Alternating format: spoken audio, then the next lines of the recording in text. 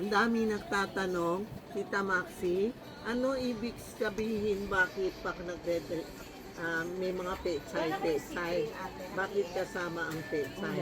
Ang pechay is, di ba, inaalis isang isa, pinapaganon, yan ang pera.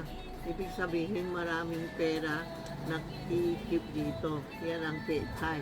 Tapos God of Wealth, super kasamang pechay, ibig sabihin pag nilagay mo sa bahay mo o restaurant o mga kainan o office, kailangan may pechay para marami tayong pera. Tapos meron siya God of Wealth, ang sulat niya Taisin Chinko, ibig sabihin pumasok na pera natin sa tindahan na ito. Kaya maraming nagsasabi sa akin, tita, swerte ka.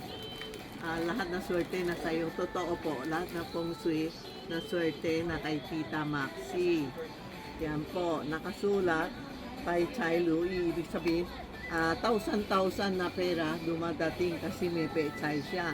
Tapos lahat to mga good. Ito, Tzu-Pao-Pan, yung ipon ng pera, nakatayo si Chai, si God of Wealth.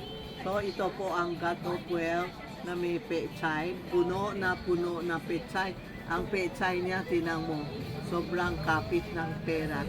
Sobrang kapit para yung pera niyo, papasok, hindi lalabas kasi nakapaka. Kapit ito ng pera. Yan ang God of Wealth with pechay.